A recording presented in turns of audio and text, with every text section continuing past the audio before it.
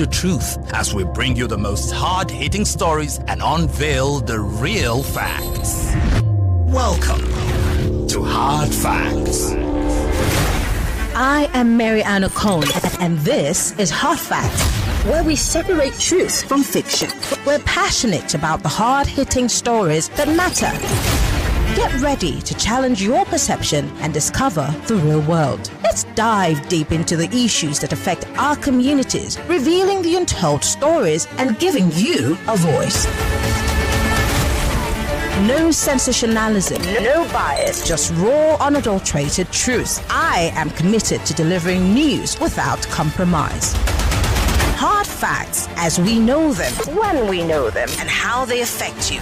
Every Monday through to Friday, 3 to 6 p.m. This will be your most authentic news experience starting now on 99.3 Nigeria Info. Let's talk. Are you tired of all the noise and speculation in the news? On Hard Fact, we cut through the clutter and get straight to the truth. If only Fubra has been aware of the boo-boo trap, he would have understood in democracy there are bases for everybody to do accordingly. Join us as we bring you the stories that matter. We go beyond the headlines to uncover the real facts and the core of every story. We are doing this, we are doing that. At the end of the day, nothing good will come out. What did they promise us? They will be in charge of security and life and whatever. But what are we getting in return? With in-depth analysis and experts' interviews, Hard Facts delivers the truth that others dare not to reveal. Tune into Hard Facts every weekday, 3 to 6 p.m. and arm yourself with the knowledge you need to navigate today's complex world. Hard Facts, where the truth always prevails. 99.3 Nigeria Info. Let's talk. This is Hard Facts.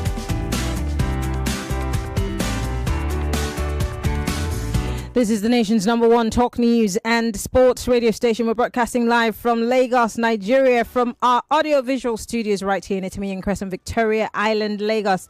I'm Maryann Okon, welcoming you to Hard Facts. Hello, Lagos. It's a brand new week. So much to get to talk about, but then this is a conversation that I have left. Some people would say, for those of us who like food, to marinate. And now it's time for us to have a conversation because we're almost at the end of the year, and many would want to take a look at what their states have and their governments have been able to achieve, because it looks like the federal government has been taking lots of heat. HEAT heat from Nigerians, much more than the governors in the states. And we always forget about these guys. They fly under the radar. They're very, very certain that half the time we're blaming the federal government for things not working and then forgetting about the fact that they themselves have a job to do. My guest is the head of research at BudgIT. He's always here on the show, and every time he comes on the show, he leaves us stunned half the time. And the rest of the time, we're wondering, wow, really? Is this really happening? Well, we're going to be talking about the state of states. Yes.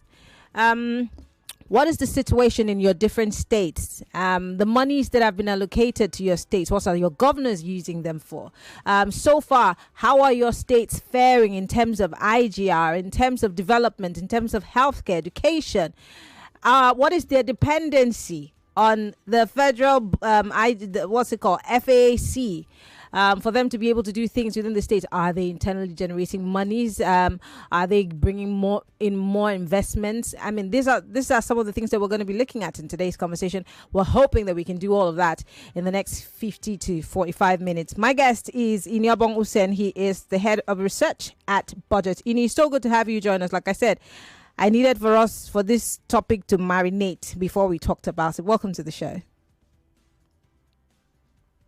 I think you're muted. Yeah, my apologies. Yeah, good afternoon, Maryann, and thanks for having me once more. Great. I'm excited because I, for one, didn't expect to see Cross River State on that, because the state has suffered, and as it literally used to be where Zamfara was, but it's so shocking to see states like Cross River and Zamfara on that, topping that list. It's very, impressive. But let's start by educating people about the state of states and why did BudgIT decide to do this? Yeah, thank you so much for this platform, and good afternoon to Nigerians.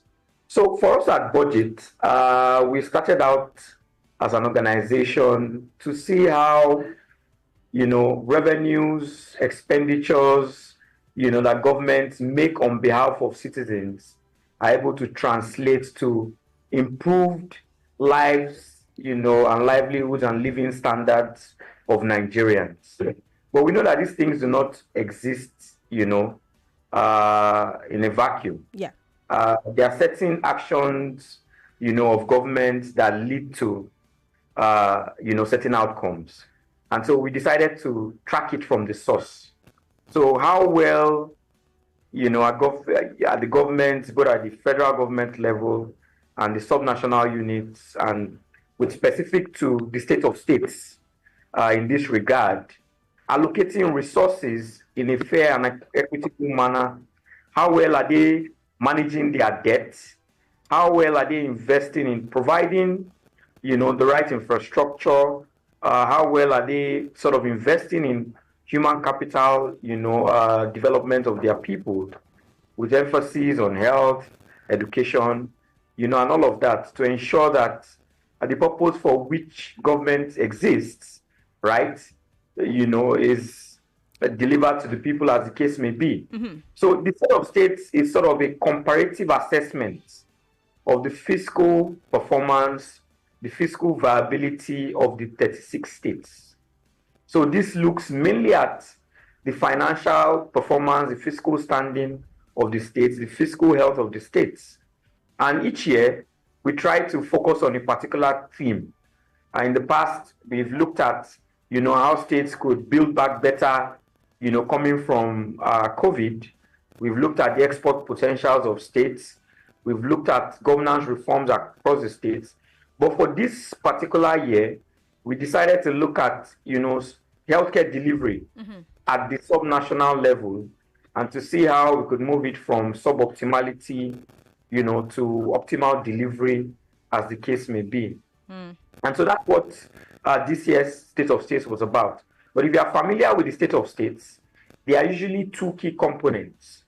The first component is usually a constant, which is focused on the fiscals. So how did they raise revenues? How did they spend those revenues? How are they managing their debt? The second part, which focuses on the theme of the year, right, basically just looked at the operational, the administrative, the financial challenges, bedeviling our healthcare sector, especially at the state level, and what are the sort of recommendations that we could put forward to see how to address those challenges. So in a summary, that's, what the State of States is, and that's what it seeks to achieve, every year. Let's start. I mean, I had to sit back and, study the charts. I had seen clips from different states who made it up the chart. They posted it on their social media. But looking at it comprehensively, moving healthcare delivery from suboptimal to optimal, I realized that a lot of things and changes have, come about. Now, let's start with the first top five states, especially when it comes to fiscal performance. We have Rivers number one. Nobody would think that Rivers would be doing that well with all the drama that's happening between the federal government and Rivers State, whether it be Wike, whether it be, one wouldn't have thought that Rivers State would rank number one. And then, of course, Lagos is number two. We see Anambra, which is doing well. Kwara, surprisingly, number four, and Cross River, my state, surprisingly. I think that's the biggest surprise of all. How did states like this make it in terms of fiscal performance, and what's the yardstick? What are the yardsticks for measuring this fiscal performance of these top five states? Yeah, thank you, Maryann, once again. Yeah, so with the State of States, we developed a methodology, right, to assess the states. And that methodology has 5 key indexes, right? The first index, Index A, with that index, we try to look at how states can meet their operating expenses, right? So if theoretically a state was to exist as an independent state. So let's say a state, asks for a referendum and it says we want to exist as a state, right? Do you have the capacity to meet your personnel, which is a summation of the salaries you pay to your workers or civil servants, the pensions and the gratuity and all other social benefits? You have the capacity to, meet your overheads, what you practically spend in running, government stationaries, maintenance of vehicles, purchase of fuel, and other utilities and the likes. Then do you have the capacity to also meet your interest on loan obligations? All this put together with your internally generated revenue, right? So with what you're able to raise as a state through your tax and non-tax revenue, not what comes through aids and grants or from FAC or the Federation accounts, can you use that to, sufficiently cater to your personnel, overheads, and your interest on loans? So that's the first index. The second index, A1, looks at the year-on-year growth in your IGR. So year-on-year, how have you been able to grow your internally generated revenue? What are the efforts that you have made in that regard? And we decided to, disintegrate this from the first index because it's also important for you to acknowledge the efforts made by states year on year in growing their revenue.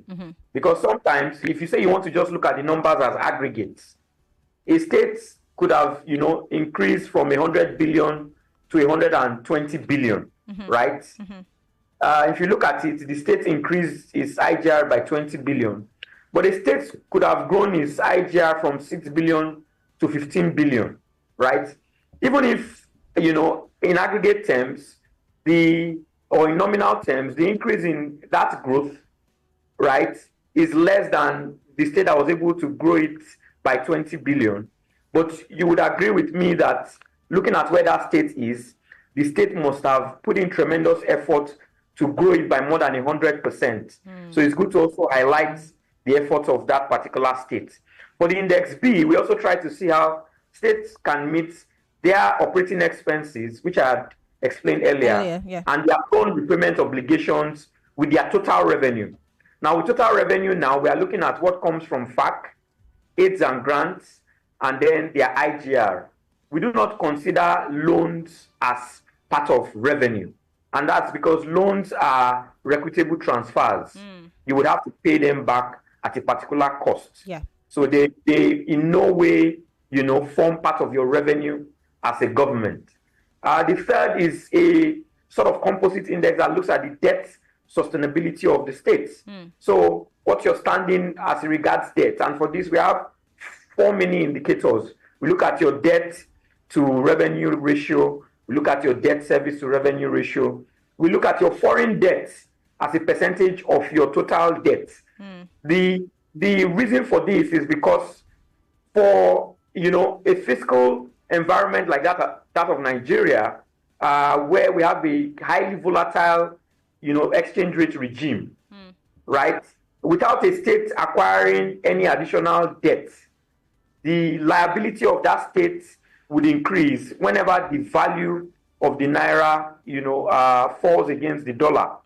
As a matter of fact, with the 2024 State of States, we were able to ascertain that, just by the value of the dollar dropping from 899 naira to the dollar as at December 31st, 2023, to 1,400 naira to the dollar as of June 30th, 2024, the cumulative foreign debt of the states in naira terms increased by about 2.74 trillion naira. Wow. And so what that means is for states that have a high, percentage of their total debt in foreign currencies, these states are highly susceptible to the exchange rate volatility.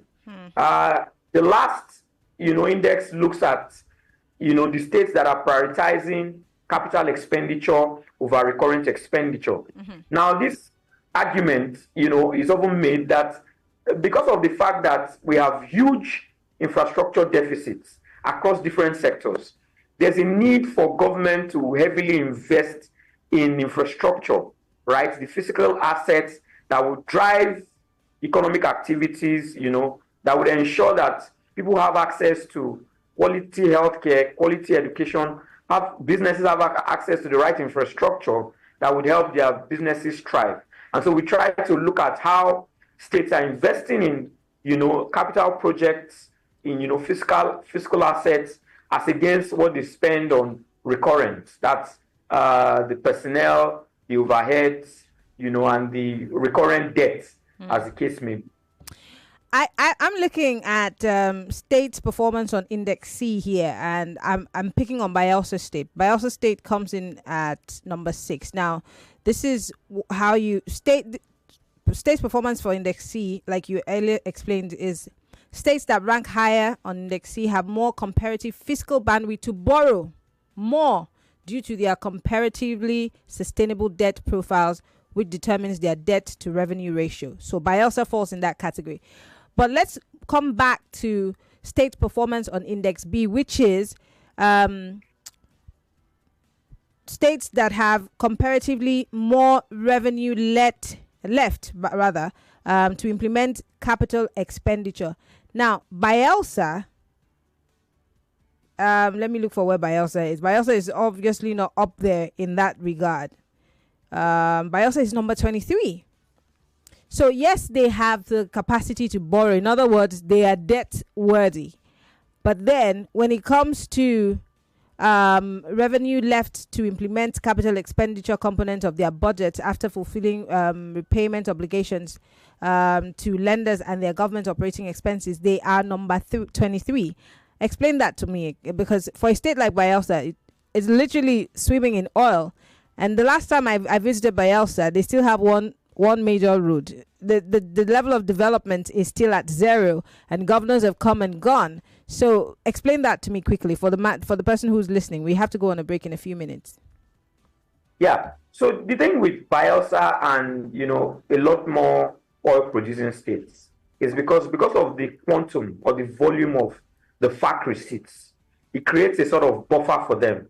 So for states that receive in the region of 300 to 400 billion or 500 billion from FAC, there's that inflow that allows you or gives you the bandwidth to be able to pay back your loans. In fact, some would argue that for states that receive that size of FAC, they have no even business, incurring debts in the first place. I was about to ask that why do they need the debt? Like Bayelsa, looking at the size of the state, the relatively small size of the state, a state like that should be able to utilize the huge FAC receipts, right, to drive its budget implementation. But what we see with Bayelsa is that on the expenditure side of things, so like for the overheads, regardless of how small the workforce is, vis-a-vis the population of the state, it has about its third highest overhead, liability.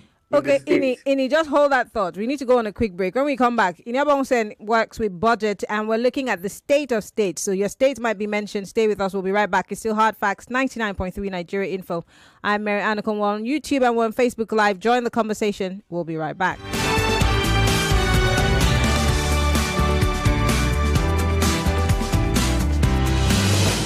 There's a reason why over 1 million people tune into Hard Facts every day.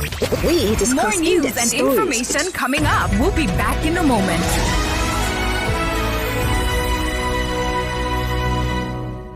Go for gold, Terra Gold Cube, the amazing seasoning cube. So when you're cooking your delicious meals, don't compromise. Go for gold.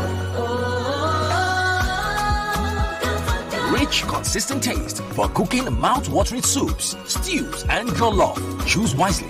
Choose Gold. Terra Gold Seasoning Cube. 1 cube. Endless possibilities. Terra Gold. My back, my body, my shoulder, with salon pass. When the back is on the pain, you with salon pass.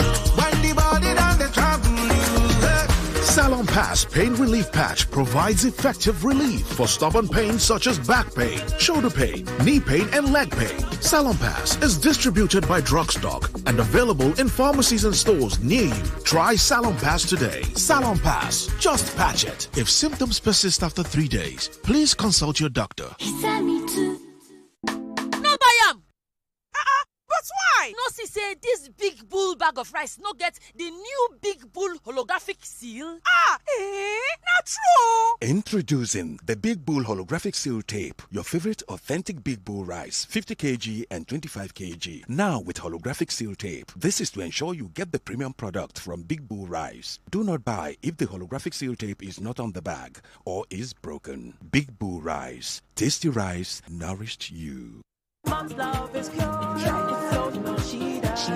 Mom's special jollof puts a smile on your face. Mom's yummy fried cheers you up. Mom tasty stew nourishes the family. Golden Terra oil, tasty. Golden Terra oil, nourishing. Golden Terra oil, Golden Terra soya oil. Golden Terra Oil helps mom pour her love in the tasty, nourishing meals she cooks for her family. Golden Terra Oil, pour pure love. We're back. We're back. We're back. We're back. We are back. We're back on 99.3 Nigeria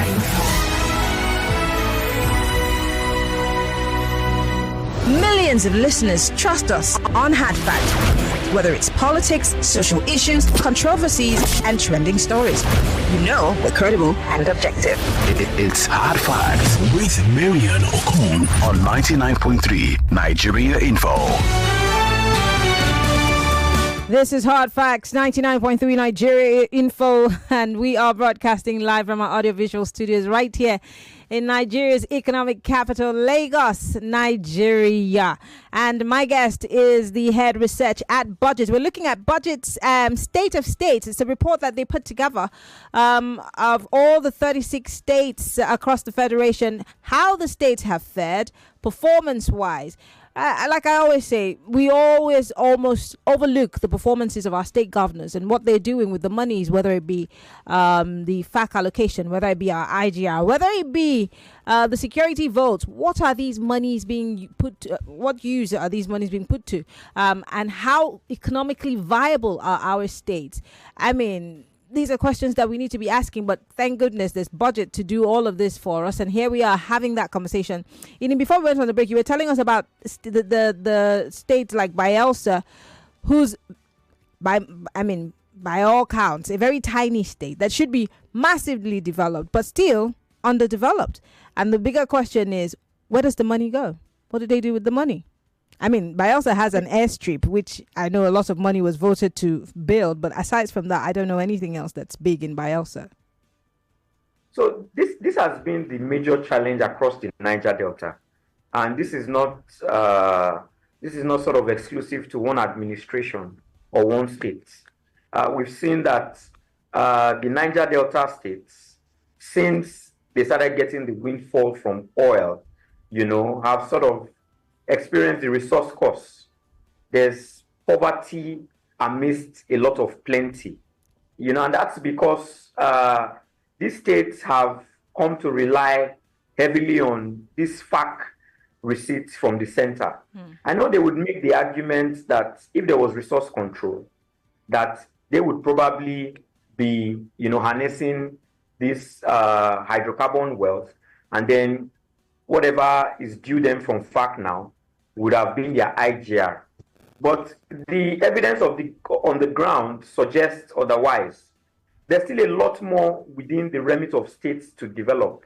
If you look at agriculture as a sector, the lands, are within the remit or the control of the state governments. Despite the fact that we've been blessed with very fertile arable land, we're blessed with very good weather, we cannot feed ourselves. And this is under the remit of the states. If you look at personal income tax is under the remit of the states. If you look at other countries, and look at the disaggregation of their tax revenue, personal income tax usually forms the bulk of the tax revenue of countries. So within the remit of the states or what the states can do, they have not been able to sort of maximize, their potentials as states. And coming back to the Niger Delta states, if you drive now from, you can't drive smoothly now from Akwa Ibom, Eket in Akwa Ibom to Benin. The road is terrible. You are going too far. Just say Kalabaitu from Itam Junction. Let's start from Odukbani. Yes. Exactly. And what you see across those states, you find projects that are not viable. You find monuments that people have, spent scarce resources on as projects. If you start from Yenagua there's a building there that has been there for, more than 12, 13 years. That was supposed to be a hotel or a skyscraper. And you move into Rivers, there's a monorail that leads to nowhere. Oh. And then you come into Akwa Ibom. We need to bring Amechi on the show to ask him where did the money go. Yeah. You come into Akwa Ibom, you have a lot of assets. There's a worship center. There's a 21-story building that is almost empty. And this is what, is replicated across board. The investments that the state governments have made with this windfall have not been investments that are yielding any return whatsoever. And mind you, like I always like to tell the states, this is a windfall that will not be there forever, especially if you situate it within the energy transition conversation. There are moves globally for the world to move away from fossil fuel.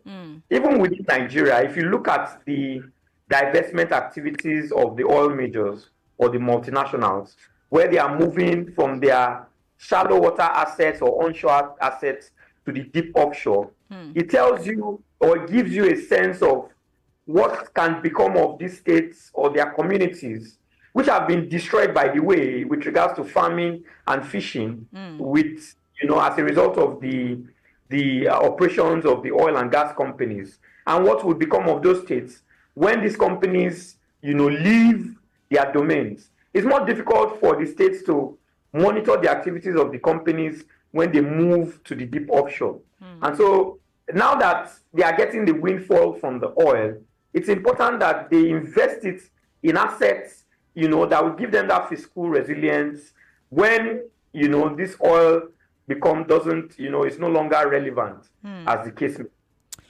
What should be the questions that the average indigenous states need to be asking of governments? Because we can't have conversations like this only to inform. We also need to educate ourselves as to what we need to do as, citizens of these different states or citizens of this country.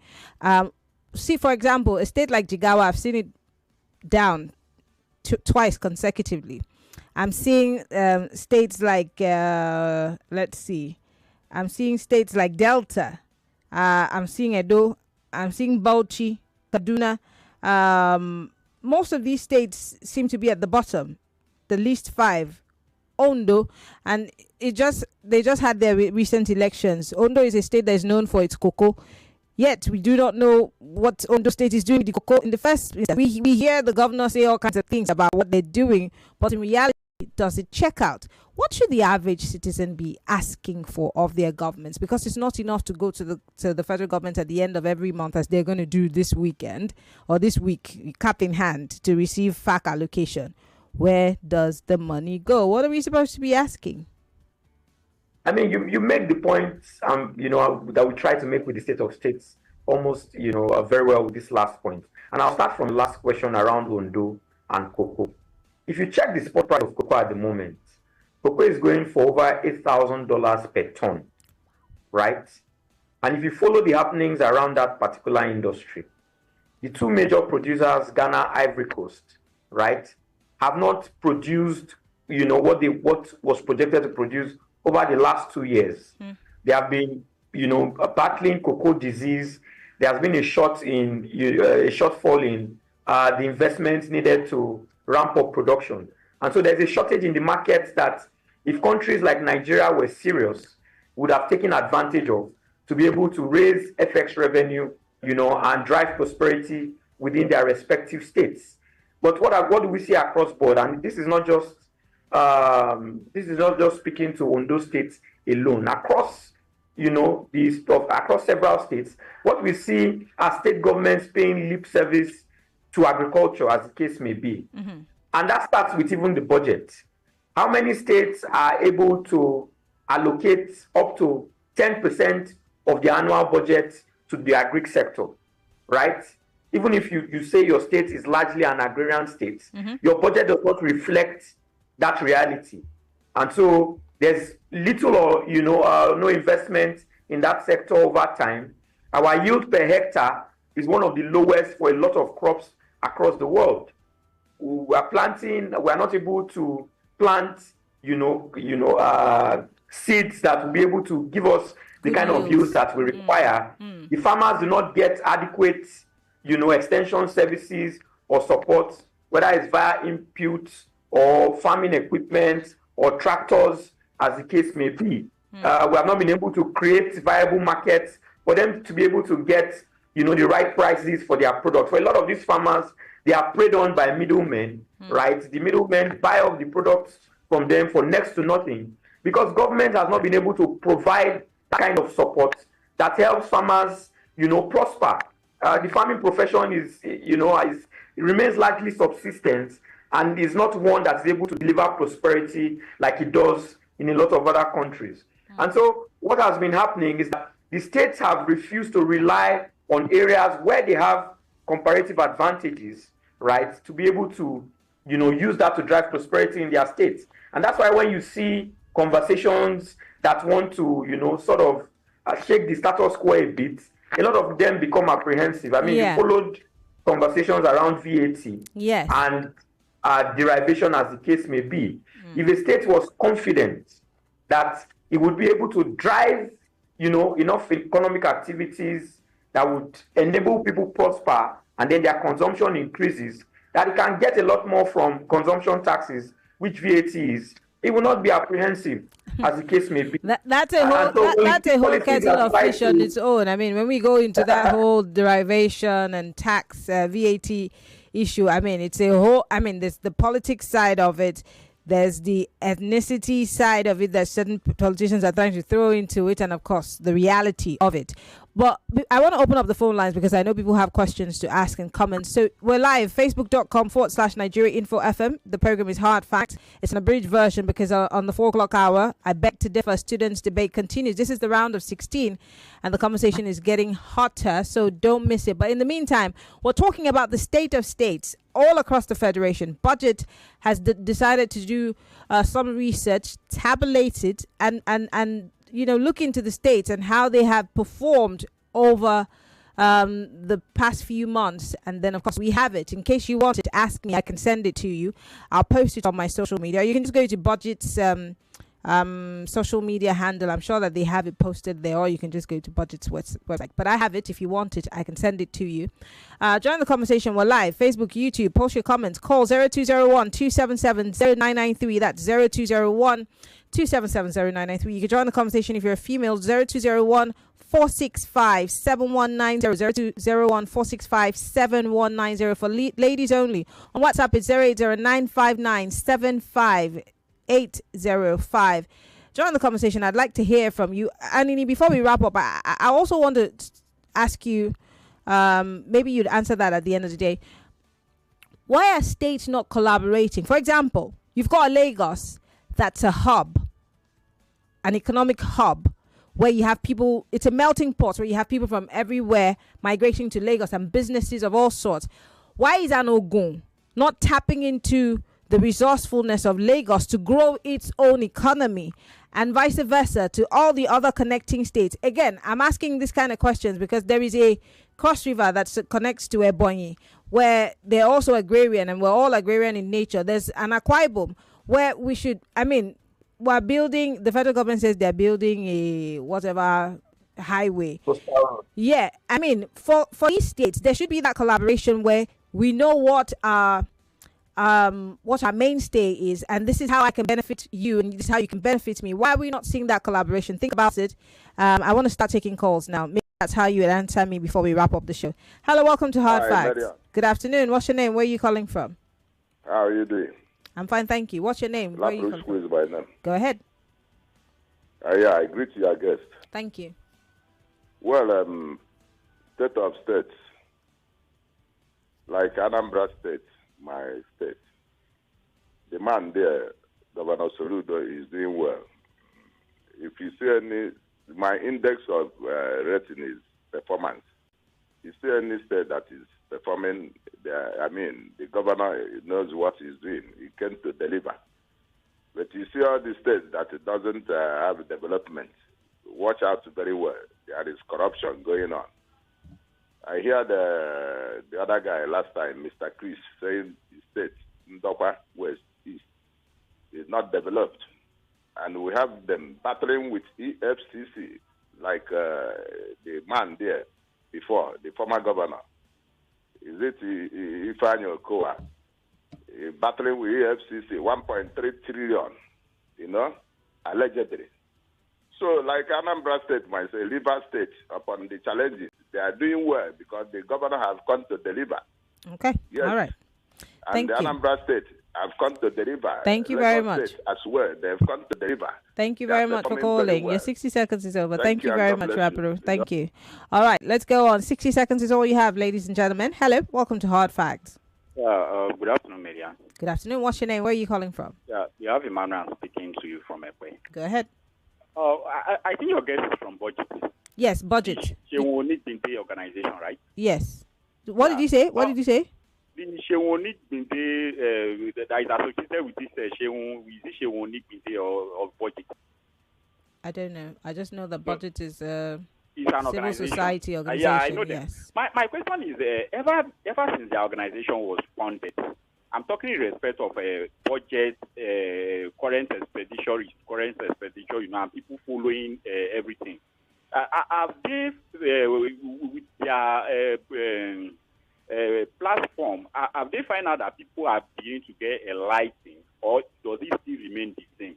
Because I'm thinking in respect of states that are not doing well, how the money is not well tracked and so on. Of course, these states are receiving money, but on ground, the development is not does not cooperate with the funds they are receiving. Okay. For instance, I'm from Delta State. So, based on the awareness they are 10 seconds. Is there any change so far? All right. Thank you very much, Ini. That's a very good question. With the work that you've done so far, what is the level of awareness that you think that you have been able to create?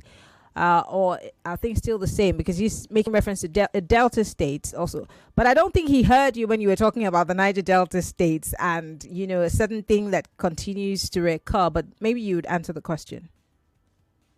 Yeah, thanks for that question. I mean, there has been progress made, especially over the last, 5 years, especially around fiscal transparency. As at 2019, when we used to do this work, 2018, 2019, the data to be able to even do this wasn't available. Budgets were almost like classified documents that you had to know somebody in government to access. Yeah. But what we have today is that across the 36 states, the states release their budgets on time. They release their budget implementation reports, audited financial statements, and they are a lot more open to recommendations, to criticisms across board. And we've had, progress in some regard. And I'll use Ondo State as an example. So in the 2022 State of States, when we did the analysis, we found out that the expenditure per capita for education and health for Ondo State was below 400 naira.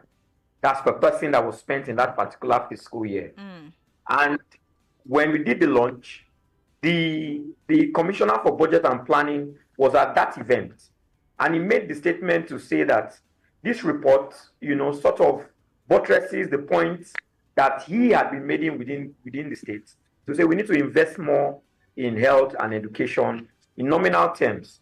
And that this just provides evidence for what he had been asking for, together with the commissioners for those ministries. And so what happened after the launch, the state reached out, to see how we could work together on those recommendations, and a lot more outside this. And the direct effect of that was that the following year, the allocation of spending per capita for both health and education increased to over 2,000 naira. You know, that's progress, I would say, over the course of 1 year.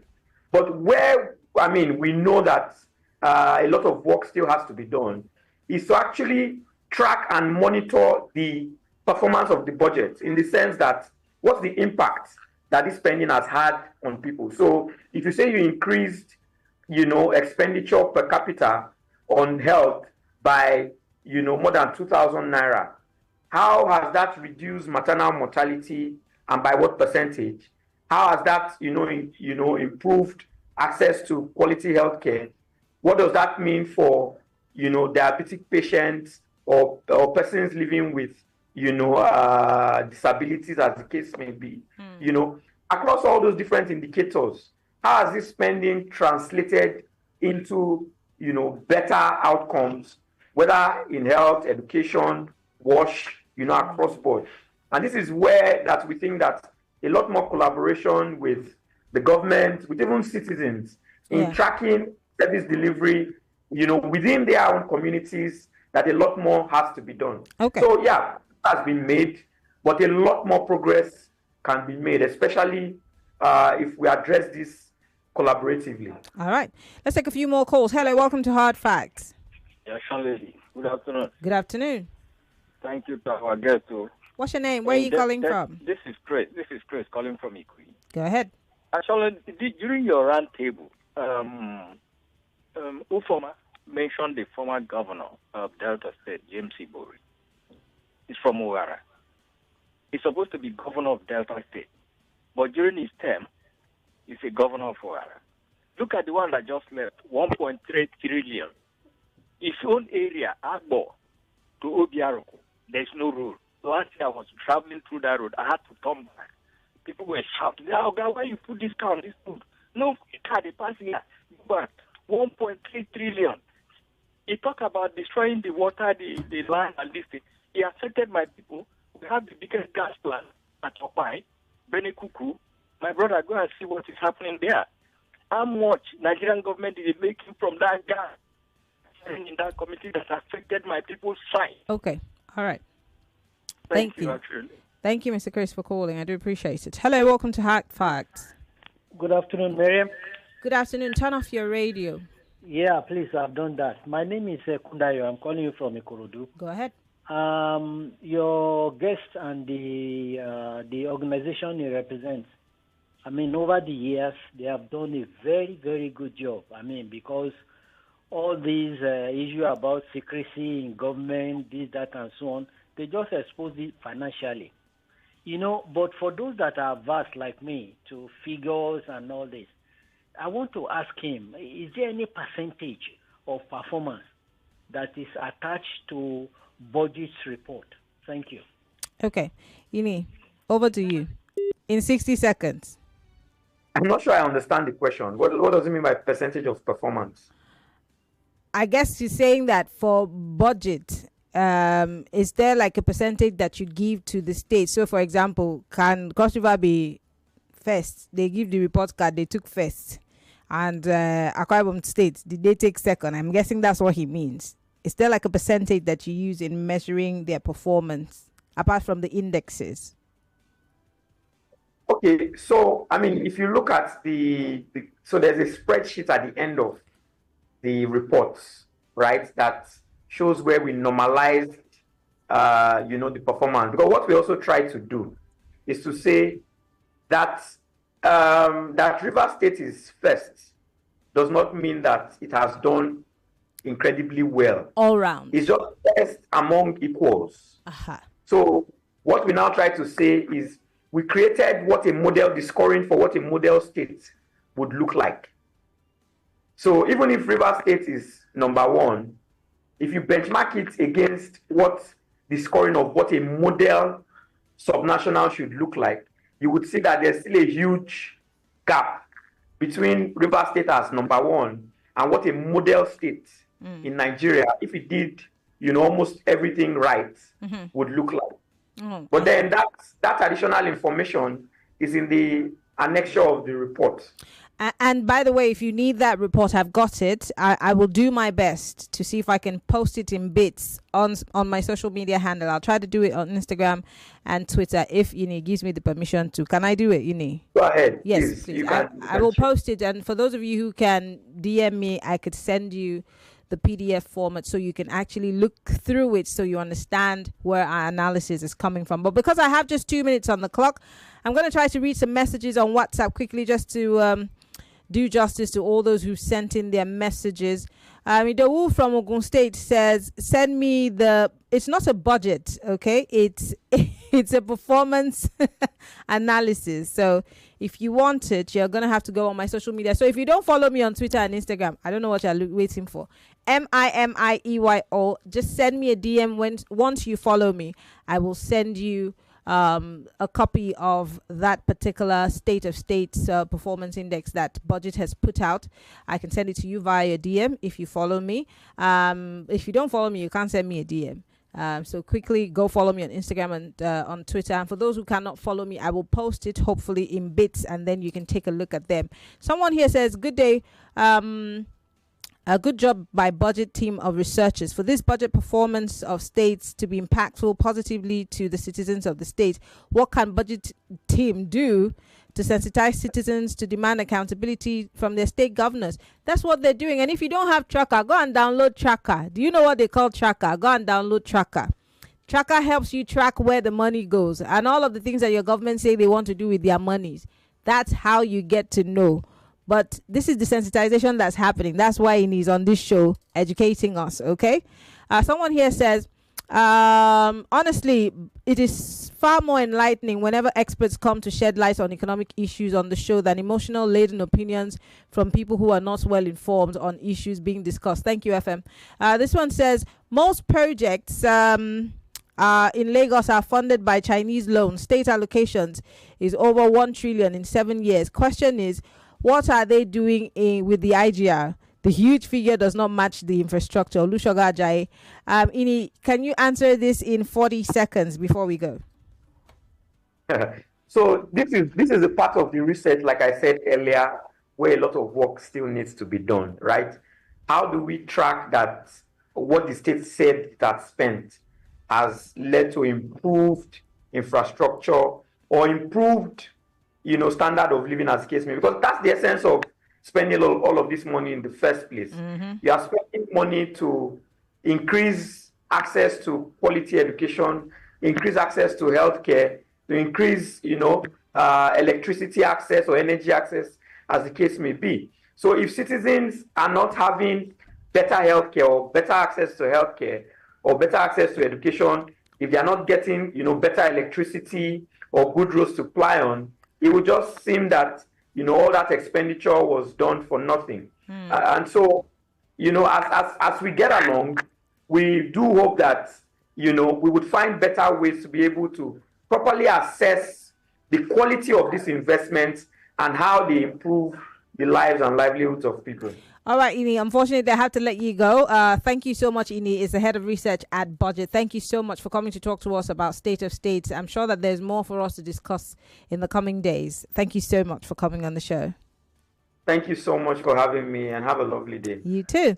Well, Lagos, we'll take a quick break. When we come back, I'll be wrapping up. Don't forget, I Beg to Differ comes up at the top of the hour. Stay with us.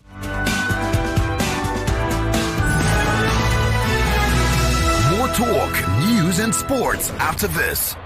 That special secret, that 99.3 Nigeria Info. We are more than just radio. Subscribe to our YouTube channel at Nigeria Info FM. Check us out on Facebook at Nigeria Info 99.3. Follow us on Twitter at Nigeria Info FM and on Instagram at Nigeria Info FM Lagos for live updates as it happens. 99.3 Nigeria Info. Let's